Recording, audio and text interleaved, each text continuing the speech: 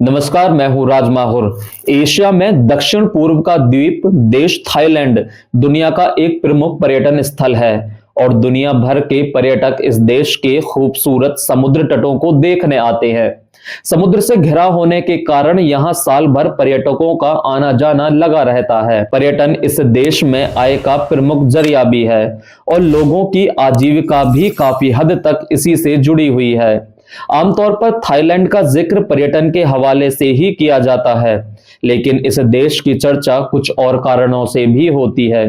हाल ही में एक किताब के सामने आने के बाद थाईलैंड में रेंटल वाइफ के चलन को लेकर नई बहस छिड़ गई है। इस अजीब चलन के रूट्स थाईलैंड के पटाया की परंपराओं में हैं। यहाँ लोग किराए पर बीवी ले सकते हैं। इसे वाइफ ऑफ हायर और ब्लैक पर्ल भी कहा जाता है। यह एक तरह का अस्थायी विवाह होता है जिसमें किसी युवती को पैसे देकर कुछ समय के लिए पत्नी बनाया जा सकता है। तय समय तक वह युवती वाइफ के सारे फर्ज अदा करेगी। हालांकि यह प्रथा अब एक व्यवसाय का रूप लेती जा रही है। आइए जानते हैं क्या है थाईलैंड में तेजी से फलता फूलता रेंटल वाइफ का चलन। कौन होती हैं रेंटल वाइफ और कितने समय के लिए बनती हैं ये वाइफ। हाल ही में लावर्ट ए इमैनुअल की किताब Thai taboo the rise of wife rental in modern society ने इस चलन के बारे में पूरी दुनिया को बताया। इस किताब में बताया गया है कि थाईलैंड में पत्नी को किराए पर रखने की विवादास्पद प्रथा कैसे तेजी से अब बढ़ रही है और यह आय का एक प्रमुख स्रोत बनती जा रही है। यह वहां की महिलाओं के लिए जीविका साधक बन गई है। थाईलैंड में बड़ी जनसंख्या में विदेशी पर्यटक आते हैं। देश में दूर दराज और ग्रामीण इलाकों की लड़कियां पैसों के लिए पर्यटकों की रेंटल वाइफ बनती हैं।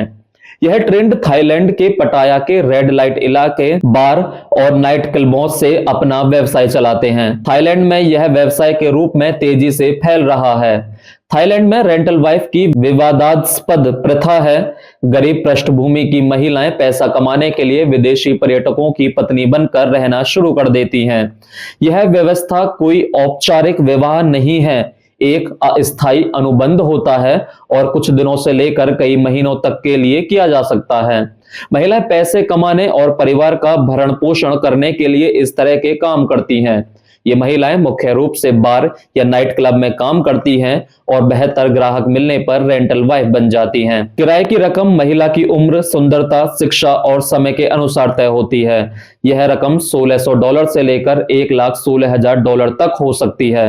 इस प्रथा को लेकर थाईलैंड में कोई कानून भी नहीं है। थाईलैंड में यह प्रथा हाल ही में तेजी से फैलना शुरू हुई है। हालांकि इस तरह की सेवा जापान और कोरिया में पहले से है। थाईलैंड में इसके तेजी से बढ़ने के कई कारण हैं। शहरीकरण और बिजी लाइफ में लोगों का अकेलापन बढ़ रहा है। ऐसे में लोग स्थायी रिश्ते की जगह अस्थायी रिश्ता बनाना पसंद करने लगे हैं। थाईलैंड में रिश्तों स्वतंत्रता को लेकर लचीले दृष्टिकोण के कारण भी यह प्रथा तेजी से फैल रही है। थाईलैंड की सरकार का भी मानना है कि रेंटल वाइफ की प्रथा देश में मौजूद है और पर्यटकों के कारण यह व्यवसाय का रूप ले चुकी है। सरकार का मानना है कि इस प्रथा को नियंत्रित करने के लिए कानून बनाए जाने की जरूरत है।